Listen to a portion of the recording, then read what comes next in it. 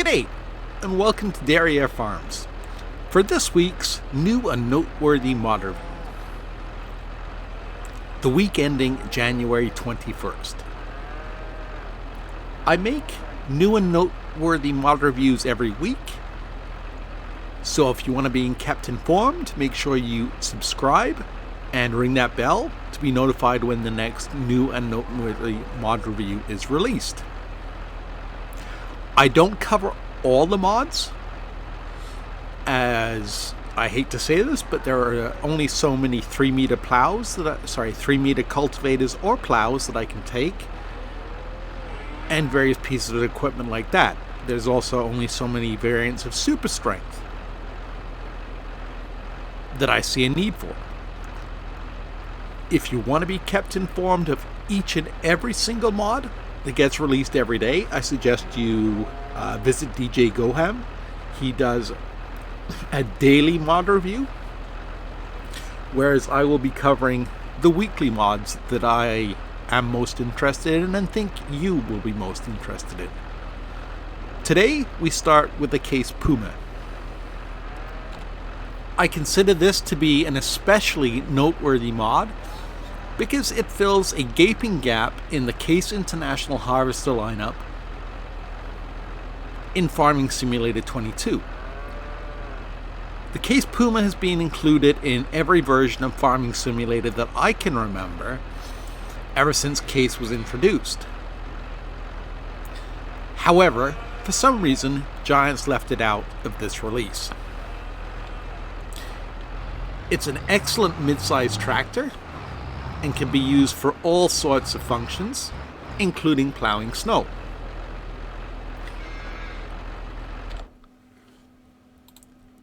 Like I said, it's a medium tractor, so you find it under medium tractors.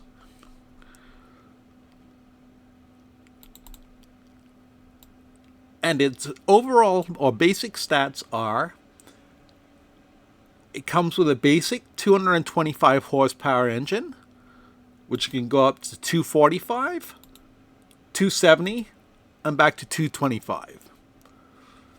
Comes with 390 liters of diesel, 48 liters of DEF, travels at 31 miles an hour, and weighs 8.7 tons. Comes with your standard Ranger tires,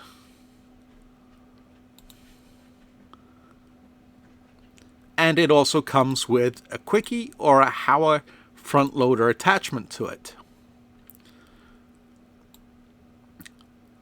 Like I said, this is definitely something that's been missing from the Case lineup,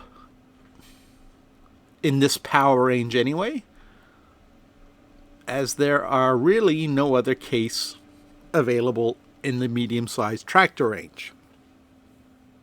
So I highly recommend this mod. As you can see, the modder has done.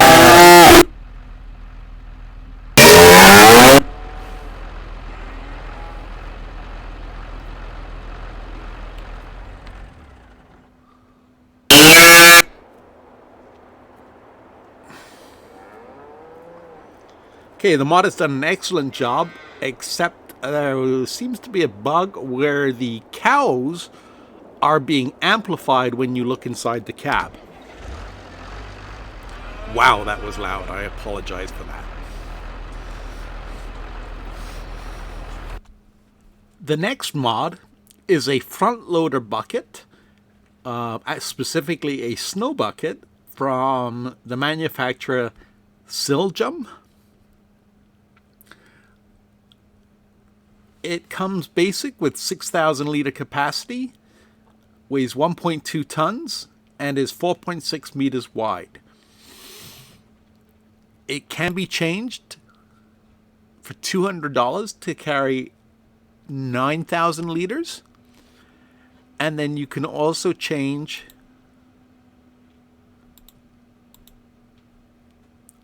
the design of the snow bars here, as well as the bucket edges from serrated, I guess, to smooth. It has a price of just over $12,000, and like I said, it is a front loader bucket, so it is found, sorry, a wheel loader bucket, so it's found under wheel loader tools.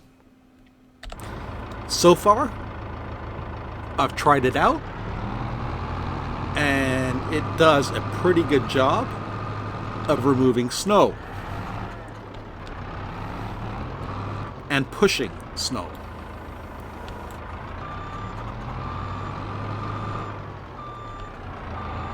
At 9,000 liters, if you wanted to remove all the snow from the farm, you certainly could. Fill a trailer pretty quickly. But I am just using it in combination with my regular snow removal equipment. I guess we have too much snow already dumped there.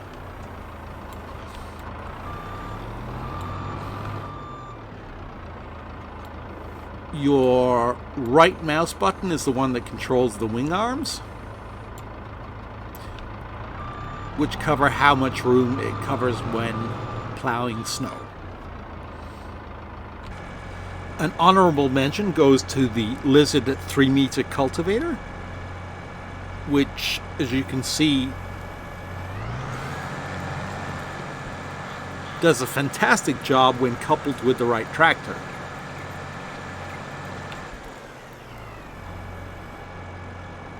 But for some reason is not finding the field for an AI worker. Okay, all joking aside, I understand people need to do something to get into modding, and I commend them for that. If the easiest thing to make for them is a 3-meter cultivator, great, because that could possibly lead them to be the next major modern game. So I tease, but keep up the good work. Next up, we have the versatile 4-wheel drive pack. Yes, Giants did release a version of the versatile, but this is, I think, far superior of the Giants version. As you can see, it comes with, well, a lot more screens for seating, GPS. The cab is very, very detailed. The sounds are nice too. And it is a 3-pack.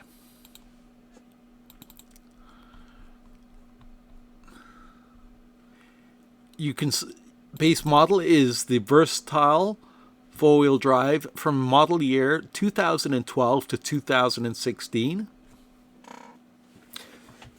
Just like the other ones, its horsepower rating goes from 470 to 574. Actually, I think the other ones go a little bit higher. You can choose whether to have an auto steer system, attachable parts,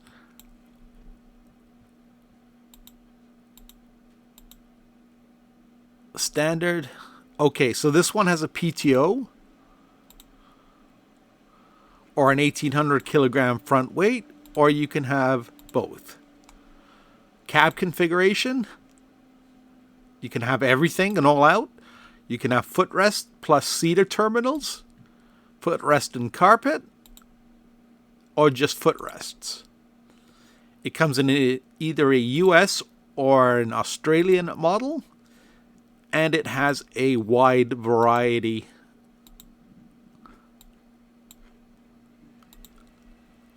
of tire options. It is a this one is a power shift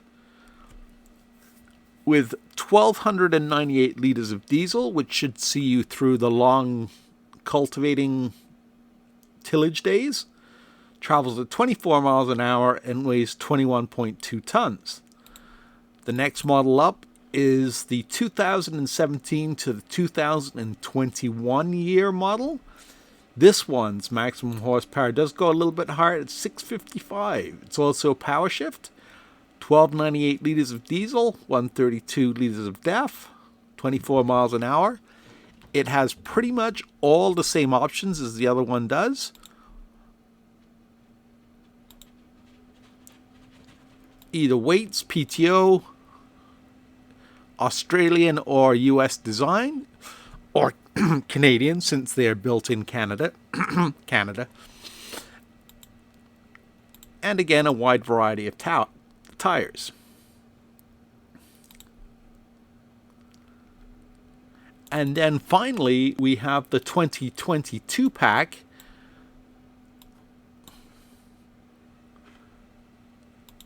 which goes up to 665 horsepower, 1,298 liters of diesel like the other ones, 24 miles an hour, auto steer system yes or no, PTO and front weight yes or no, and all the cab configurations.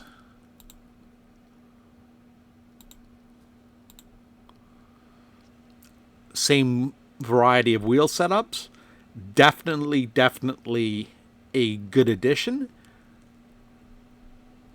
to the game,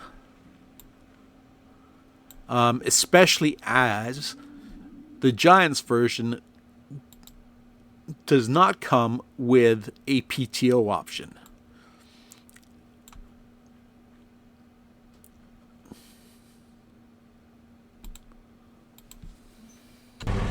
Next up is the Lizard Road Rage, which is basically a Lizard branded version of the Ford Mustang. I love the sounds.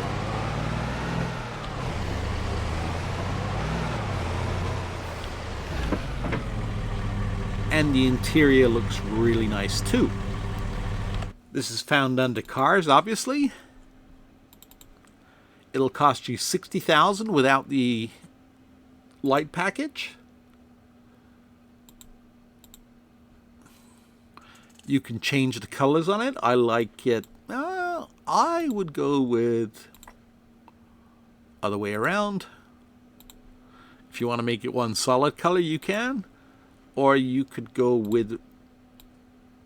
No, I don't like that one. There, plain white stripes.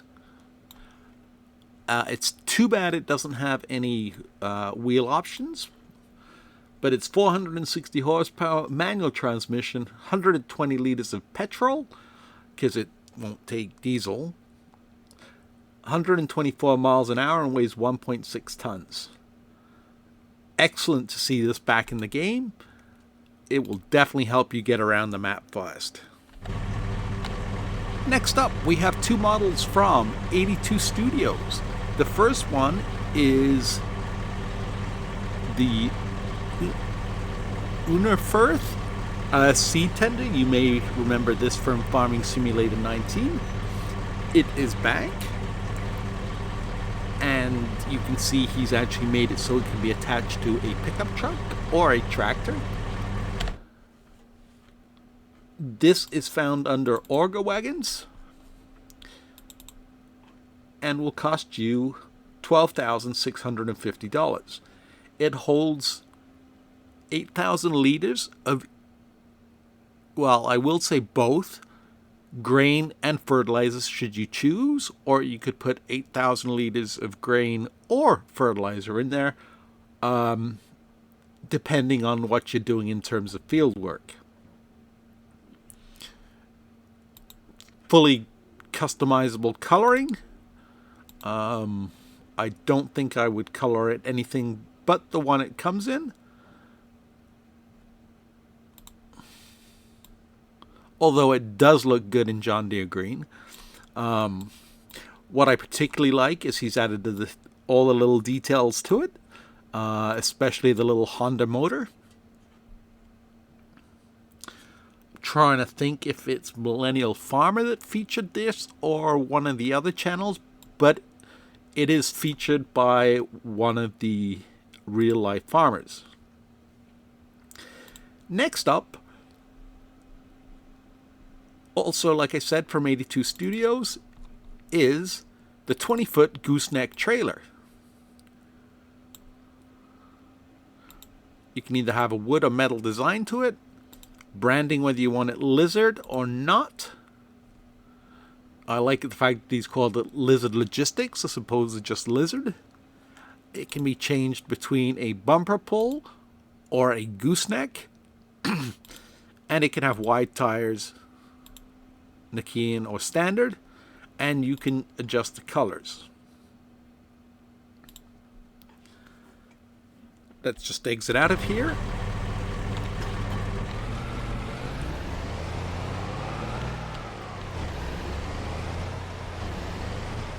And I believe... There we go. It will attach to your pickup truck, just like the horse trailer will.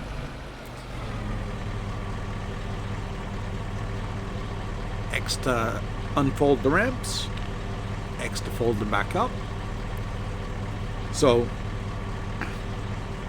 just like the Innoverth trailer, it can be towed by a pickup or a tractor, depending on how you set it up, or even a truck. I don't think, speaking of trucks, that I mentioned last week. Where are they?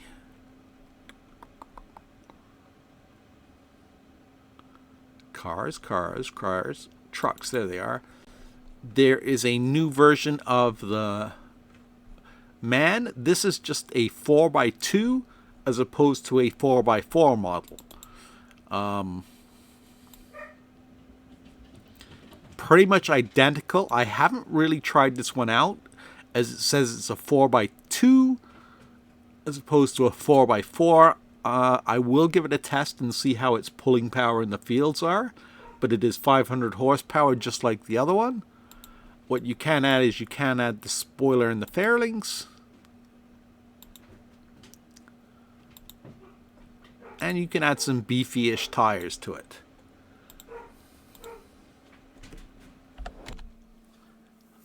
Also new this week, and I won't include it in this list, is a brand new map from Oxygen David called Calmsden Farm. It's set in Gloucestershire in the United Kingdom.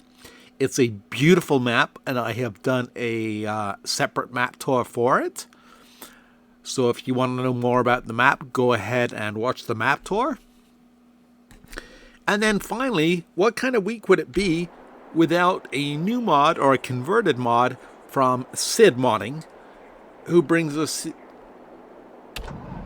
the John Deere classic lineup, the 8960, and I think it's the 8760 of the two models. I will double check when we get in the store. Forget what year this was released. I'm thinking it was in the 90s. It was either the 80s or the 90s, but it's definitely a classic, and it is beautifully done for what it was. I think John Deere have come leaps and bounds in their actual design of their tractors since then. This obviously is found under large tractors. There it is.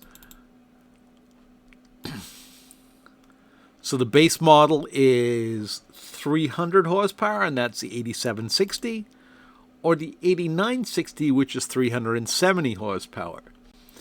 It's got a manual and power shift transmission. This was when they were just starting to introduce power shift transmissions. 833 liters of diesel. It travels at a whopping 20 miles an hour. You can add an extra fuel tank if you want, or just keep it standard. You can change the exhaust pipe. Like most tractors of its size that it was designed for, it just comes with a drawbar and CVT attachments. But you can change that to a 3-point hitch with PTO if you want to, or just a PTO. You can add additional front lights to it. You can add a Green Star 3000. Now, obviously, this is an aftermarket product because Green Star did not exist when this tractor was being manufactured. Windows are either standard or tinted. Version is Aussie, standard Aussie, or US version. There is a ton of wheel setups. My personal favorite is dual wheels with wheel weights, but you can scroll through them all. Wide tires with weights, twin wheels with weights. It won't let you change the brand, but it does look like they're Michelin tires. And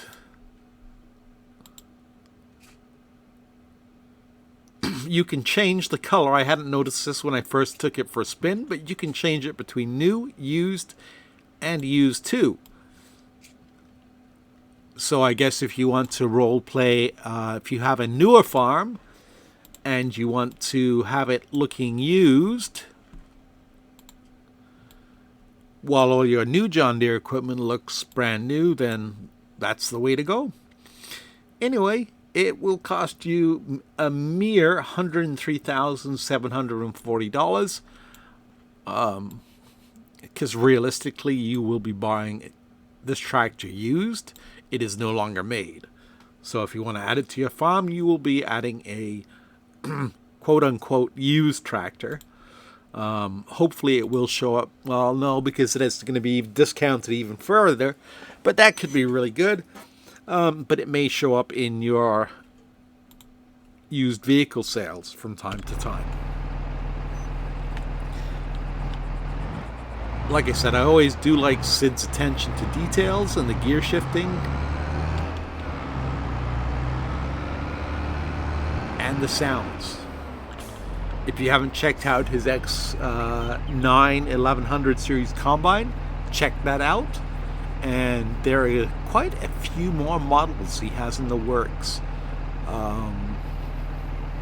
for Farming Simulator 22. Some of them are brand new, and some of them are conversions from his Farming Simulator 19 lineup. Anyway, those are all the mods that are new and exciting for this week. Please join me next week to see what's new and exciting. And remember to ring that bell, subscribe, and give this video a thumbs up.